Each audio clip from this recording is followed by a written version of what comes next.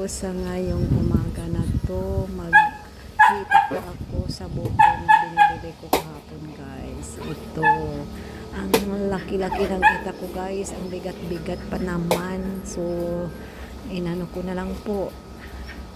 Sinubukan ko na lang po kasi walang iba ako magagamit. So, ito na po, guys. Yan. Magkuskus na po ako sa buko na binibili ko. Nag-start na po ako sa pagkuskus. Yung kuskus ko, guys, ay bagong bili to. So, hindi ko pa nasubukan to ngayon pa po kasi nawala yung scraper ko sa pagbagyo ng ulit, guys. So, bumibili na naman ako ng bago. Ayan. So, natapos na ako ng kuskus ng isa, guys. So, ito na po, ilagay ko po siya sa nilagyan ko. Pagkatapos na ito, guys, maglamaw po ako. Lagyan ko ng biscuits at saka milk, guys, para lalong sumasarap. At saka yung sabaw, yung juice niya, guys, ay isiparate ko kasi yan ang iinumin ni Habibi. At inumin ko naman, guys, kasi iba yun. Ang dami naman guys, juice po niya. Ako na lang po ang nag-iitak, guys, kasi wala naman akong guys, wala naman akong mautusan ng iba kasi kami lang dalawa ni Habibi dito.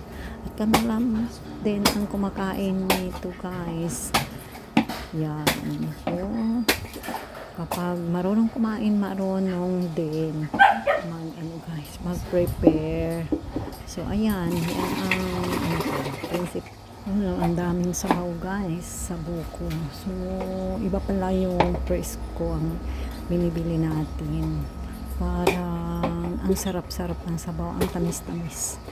So, malapit na po akong matapos sa pag-iitak dito sa mga buko, guys. At pagkatapos nito, yan, ang linis-linis ng kanyang laman, guys. So, ang sarap-sarap. Eksaktong-eksakto para, guys, gagawin ng buko salad. Pero hindi ko ito buko salad, hindi. Lamaw lang po para sa amin, tawag sa amin, guys, yung lamaw. So, ayan. Sarap-sarap ng lamaw, guys, na buko. Yung pure buko lang at saka milk at sugar at guys, yung biscuits. Alright, guys, ito ang ginagawa ko po sa ngayon.